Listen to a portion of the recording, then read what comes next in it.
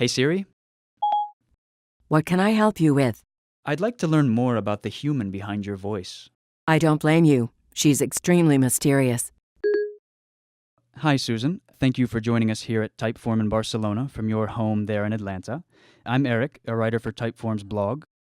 Susan, you are most well known as the original voice of Siri, and by some estimates that means that you answer over 1 billion questions a week. But you've also, of course, done tons of other amazing things. You've been the voice of several of the largest companies in the world. You've been on talk shows. I believe you even chat occasionally with Steve Wozniak. That's pretty cool.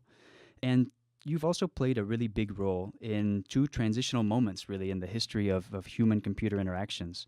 So there's really a lot more to you than Siri. So my first question is, who is Susan Bennett? Or how would you describe yourself? I guess I consider myself a freelance voice actor and singer/musician. And I guess kind of a journeyman in the business. And I've been doing it for many, many years. So I guess that would describe at least my career life. So I understand that you actually got into voice acting somewhat by accident, right? Mm-hmm. How did that happen? Can you briefly take us through those early years? Back in the 70s, there used to be a lot of jingle recording. Singers and musicians that would play little songs to accompany commercials on radio and TV.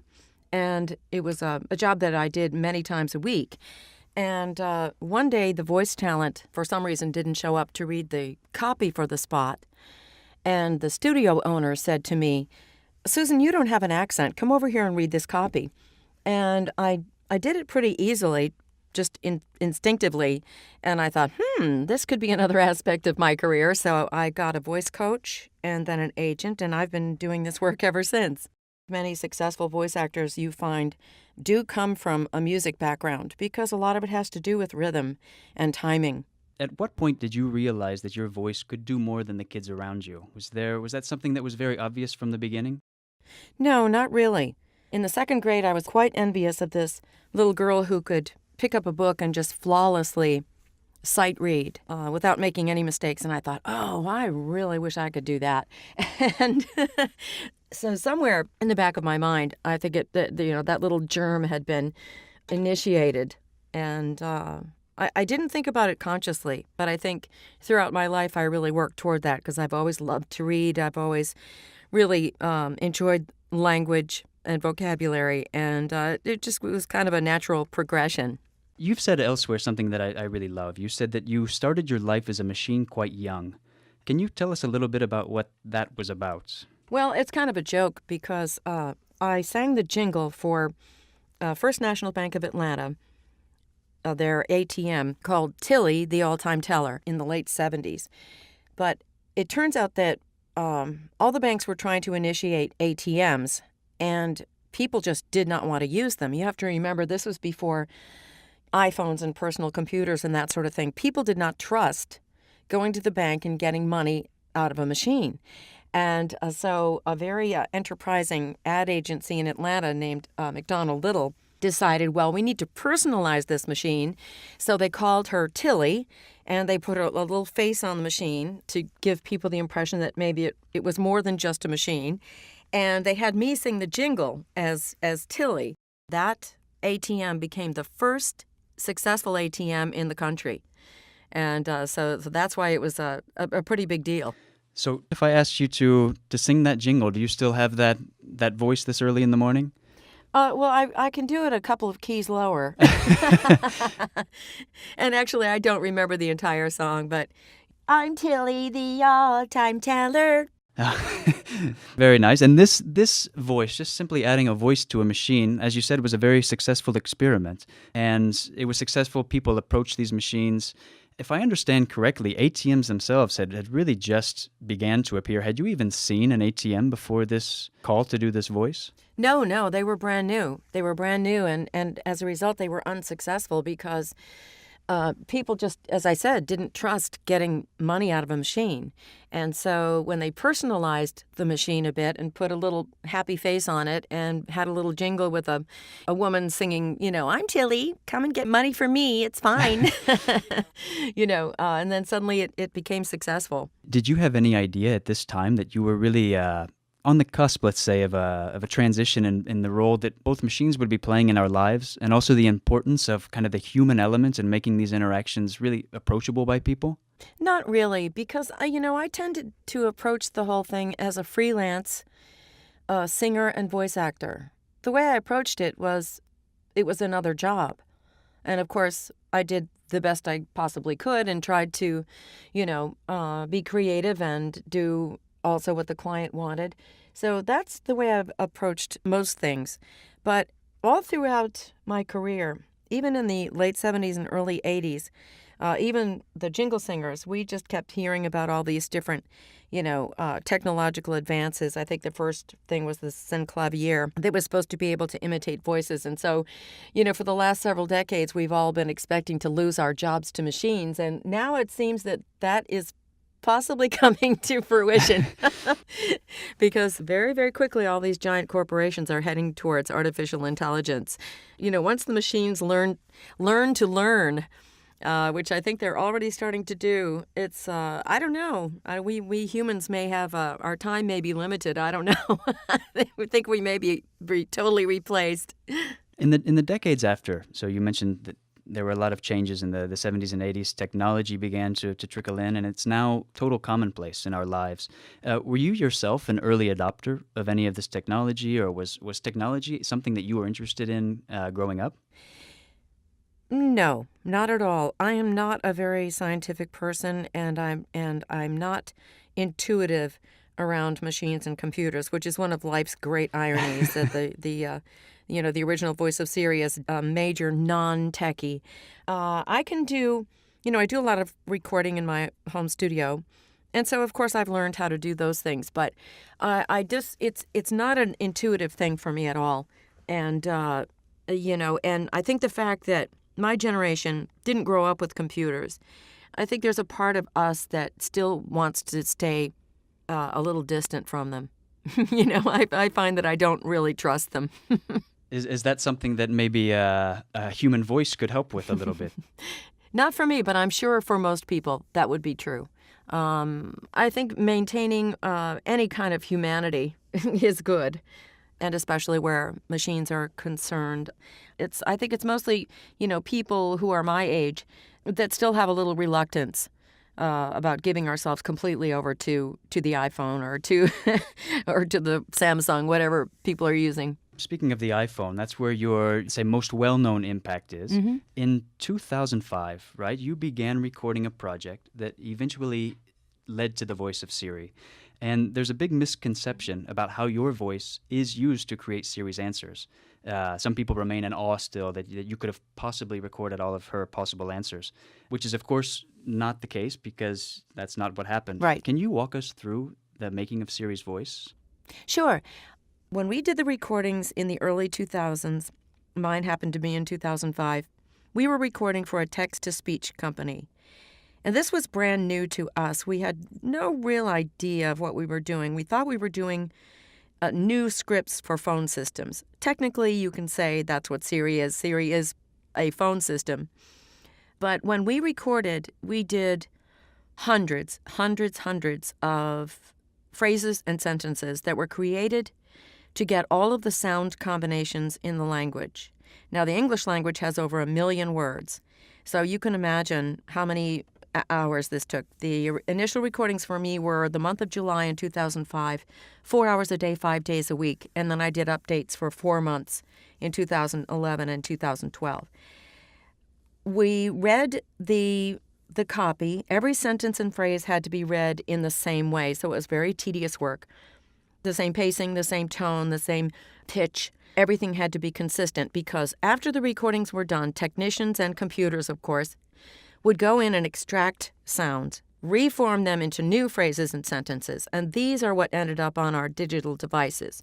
So in other words, the voice talent had nothing to do with what Siri says. It all has to do with the programmers. I'm going to guess that month in 2005 wasn't one of the more exciting months of your life. Yes, it was extremely tedious work.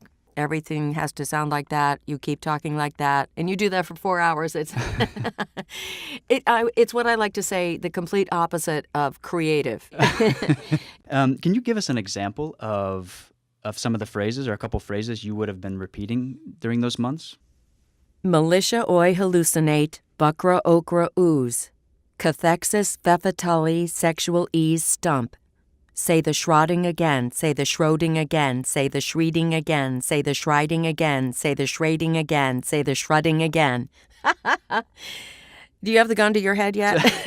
Yeah, Susan, I'm having a tough time understanding how you didn't enjoy that. Wow. Yeah, right. You did this work, right? And then it was some 6 years later that you actually found out that that voice, those sounds, were used as Siri's voice. And you've described those first feelings as ambivalent. So this was part, I want to tell everyone about this, and part, I can't tell anyone. Can you explain those first feelings? Well, first of all, I was really, really flattered to have been chosen. In the digital age, many times we voice talent are auditioning without even knowing it. So my voice was being considered and I had no idea.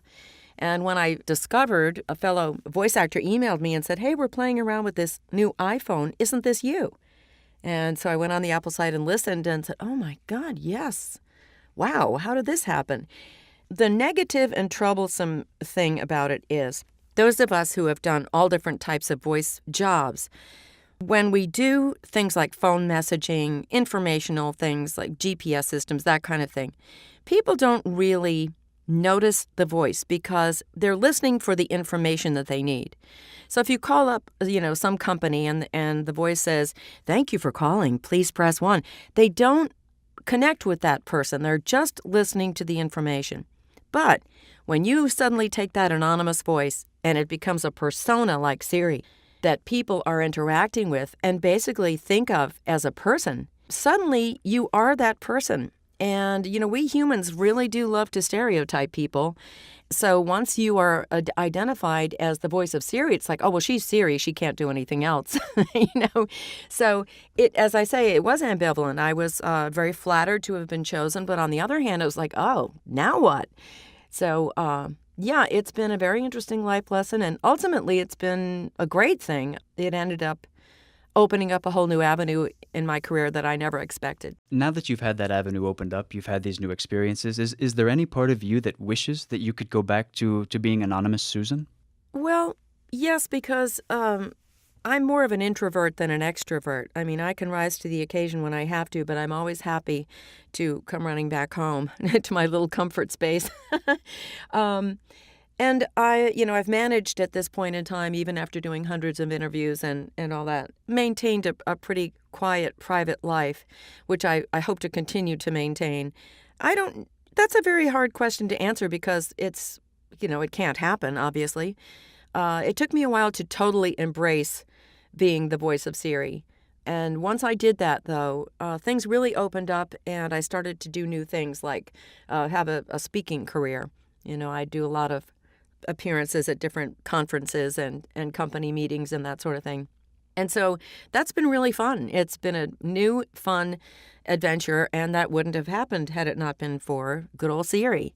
But I was not that. I never aspired to fame, ever. I never wanted fame. All I wanted was a lot of great work. And so, it's funny how life works. Sometimes you don't get what you think you want, but you get something, and if you learn to spin it to the positive for yourself, it can be a life-changing situation. The original Siri was brilliant, right? It was an amazing glimpse of artificial intelligence, and there were the promise of artificial intelligence. But more than that, Siri has this real personality. She's got a bit of attitude. She's funny. How much do you think that Siri's original personality contributed to her success? If she had been just very clever but a very dull-sounding robot, do you think people would have been so enamored with her? No, I think that the reason that she was so popular is that she was iconic. She was the first concatenated voice to sound human, and she was the first one that you could interact with. Before Siri, the concatenated voices sounded very robotic. It would be something like, "Hello, how are you?" And not the type of voice that anyone would want to interact with. So I think that's why she was so popular. It's like, oh my word, this sounds like there's a person in my phone. I understand that your voice is not used anymore in the newest versions of Siri, correct? Right. Beginning with the OS 7 system, they changed all of the original voices. And we believe it's because we didn't have non-disclosure agreements with Apple. Apple is very big on secrets. They didn't want anyone to know who the voices were. And so they changed the voices. And, I jokingly say, well, I kind of got the best of both worlds because I was the original and I do get to promote myself. And when Siri starts leading us all into the sea, it won't be my voice. In recent months, we're hearing that maybe Siri is losing some ground to some competitors as well, to Now or Alexa, Cortana. There's also been some hype about Viv maybe one day soon ousting Siri. Is there any part of you that kind of secretly or darkly hopes that Siri will slip? I think it's inevitable. Change is inevitable. And, there's always going to be competition. One person, might love Siri and then another person would absolutely despise Siri. So people they're going to have a lot of different options, and technology is improving and changing, just so quickly. Yeah, it's possible that, once we all get into this artificial intelligence, it's possible that it will be a new voice. You just kind of have to accept the fact that change is always going to happen. Are there any technologies that you wish had a more human experience, like your voice gave to Siri? Well, I would really like to see us maintain as much humanity as we can.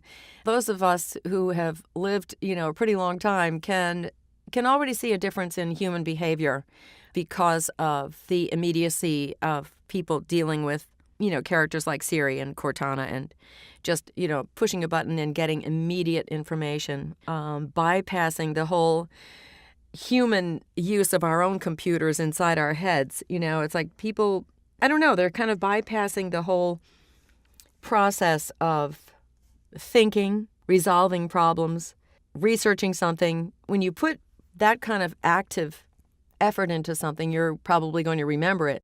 I personally have just lived in revolutionary times. I mean, when I was a little kid, there were no televisions even. And no, I'm not 100. Close, but not 100. And, so I've seen an absolute revolution. The kids that are coming up now are just totally immersed in technology. And that's the way the culture worldwide is going. You also mentioned that being pigeonholed or typecast as a certain type of voice, and in your case, that there could be a risk of you being pinned as a digital robotic computer voice. People have probably also heard you as the voice of Delta Airlines and other GPS systems, but you have a whole repertoire of really interesting voices. I do. I can be someone other than Siri. Is this Little Elf Star? No, she's more gentle like that. She's very sweet. My kids loved your Little Elf Star and also your old tree voice that I've heard you do elsewhere. Oh, yes, conifer. I was a big fan of event planner Shaka Cohen. Oh, she's my favorite. She's my absolute favorite. I've been trying to sell that voice for years. No one wants it.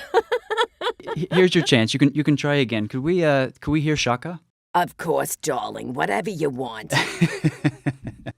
Susan, I could keep asking you questions all day, and I would love to, but I'm sure you wouldn't love that. We have some questions from just a few Twitter followers. Okay. So, Susan, our first question comes from Explorer Teddy, and he asks, what are you sick of being asked?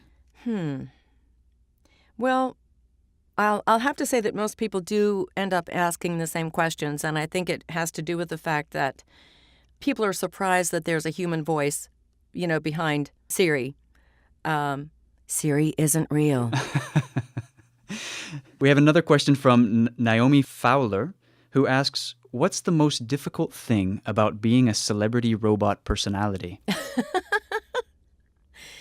Well, I think it has to do with the unexpected part.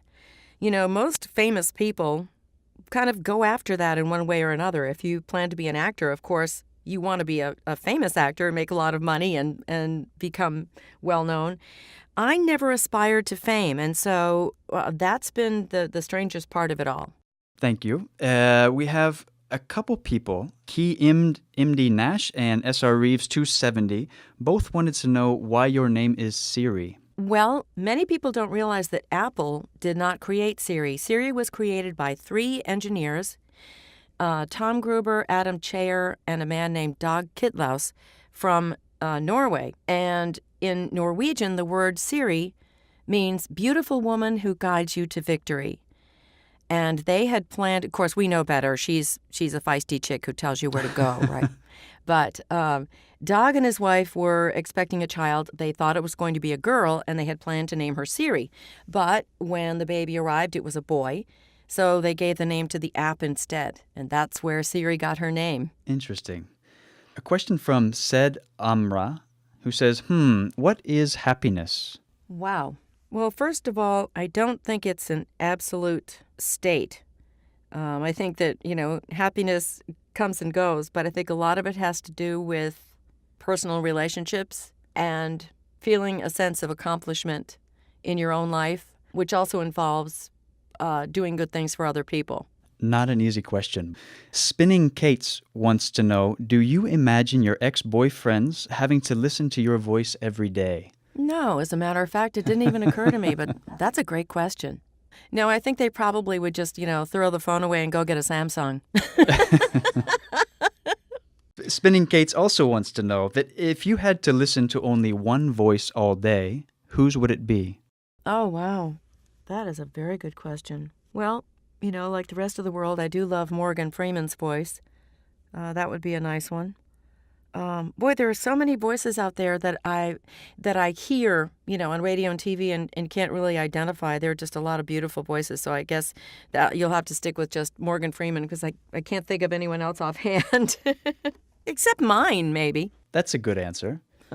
Several people also, Gary Akote, Jay Harmon, and I Am Sancho, wanted to know how you feel about people messing with Siri, or are you ever tempted to mess with other people who are playing with Siri? No, not really. Surprisingly, I don't really identify with her that much. It was a different experience for me. As I said, I don't really interact with voices. And so consequently, Siri is not a personality for me. She is not my friend. She's not someone that I deal with on a regular basis. And so there's a little bit of a disconnect there. And I think that maybe subconsciously I've tried to do that because, I would like to think that I'm still Susan Bennett and not Siri. Last question, Susan. A couple people, including Krista Olenzak, wanted to ask about the route to voice acting, and I'll ask Preston's question in particular, which was, I'm 7 years old and I want to do voiceovers. Any advice? Well, if people would like to contact me through my website, which is susancbennett.com, and there are 2 N's and 2 T's in Bennett, you can reach me via email, and I will send you a little doc that I put together because a lot of people ask me this question. The voiceover business has been totally, totally revolutionized by technology. It's nothing like it was 15 or 20 years ago. And a lot of people want to get involved in it, so therefore there is a ton of competition.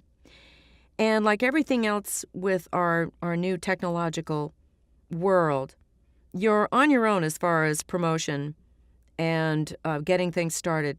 The good news is there are some production companies, pay-to-play sites like Voice 123 that you can join, and regardless of how experienced you are, you will have the opportunity to audition, and that's key. Learning to audition is key because you have to audition all the time. Susan, I've really enjoyed hearing all of this from the real you. So I want to say thank you for your time, and we really appreciate this. You're most welcome, Eric. Call me anytime. Thank you, Susan.